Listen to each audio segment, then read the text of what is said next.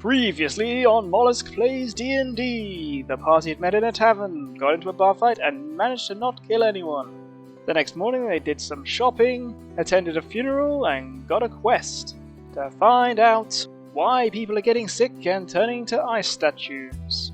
They then spent the rest of the day in the pub, and set out bright and early the next morning to break into the house of a local dwarf and interrogate her, discovering that some artifacts have been brought back to the village by a now deceased adventurer, and may be the source of this terrifying blight. So, as we rejoin our heroes, we find them finishing up searching Ergen's cabin. They discuss the mounted head on the wall, over the bed, which, thanks to a very poor roll, Klaus thinks is a cow, but Vlad recognises as a yeti, recalling that these are fearsome beasts of the far north that can freeze a person with a glance and have a fear of fire. The party then discuss the merits of yeti milk.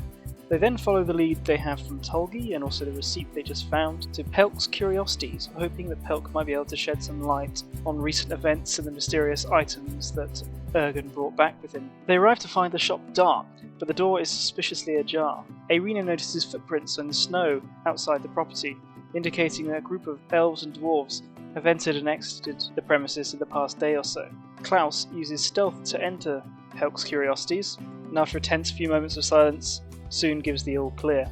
The group enter to find the shop has been ransacked, probably by Tulgi and Halil's gang, and a search yields little of value, except for Vlad getting a nasty splinter from one of the counters and Irina tripping up on the debris and falling into a counter. Zarissa notices a door to a back room, and they send Klaus in once more. Quickly searching around, Klaus notices a small pile of empty potion bottles near the bed. He notices 3 potions of healing among them and attempts to pocket them, but Irina follows him into the room and catches him, and the party share them out between the non-healers, so Klaus, Irina and Zarissa all now have a potion of healing. They find Pelk's body frozen under the blankets of the bed, and Zarissa uses a stool leg to poke through the late elf's pockets, but finding nothing.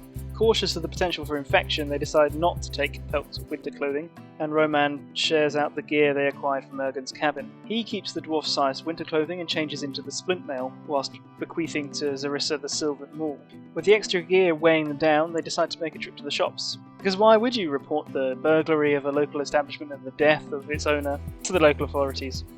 The group head to Doran's forge to sell off their extra gear. Vlad decides that he would actually quite like a shield, but can't afford it. Zarissa trades her old maul for a shield, and a bit of extra gold thanks to a discount she obtained from flirting with Doran, and she then sells the shield to Vlad, and Roman sells off his old chainmail.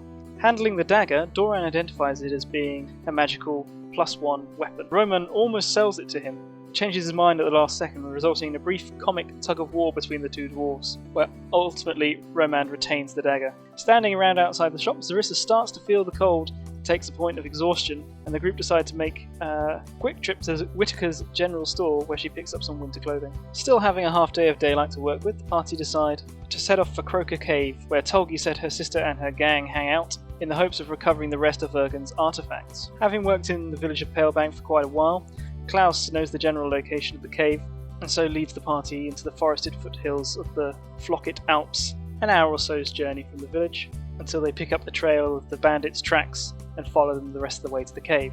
As they approach the cave, they find the entrance blocked by a large pool of water and notice a plank on the other side. Klaus and Irina notice a couple of large shapes in the murky water, but can't figure out how to cross the pool. As Vlad and Zarissa whisper about how funny it would be to push someone into the pool, Roman ties a rope to a javelin and moves forwards, aiming to spear and secure them the plank. As he approaches the pool, though, he is attacked by 2 giant ice frogs that were hiding in the depths of the pool. The first frog pulls Roman into its mouth with its tongue, and the crushing power of its jaws deals significant damage, whilst the second one just nibbles ineffectively at his leg. Irina runs forward and pours a healing potion into Roman's mouth as he calls for help. Klaus puts some distance between himself and the frogs, and Irina fears he might be turning tail, but once he gets a clear shot, he looses an arrow, wounding the frog grappling Roman. Zarissa and Vlad charge the second frog, wounding it.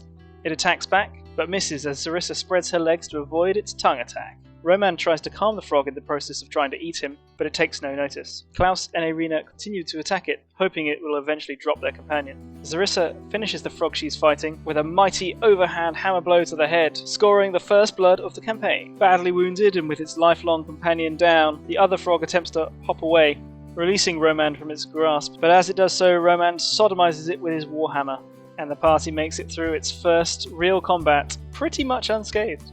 And that's where we ended this session. We had lots of laughs doing this one. The banter and silly things that happen because of dice rolls are pretty hilarious, and I can't wait to find out what happens as the group head further into the caves. Catch you on the next one. Take care.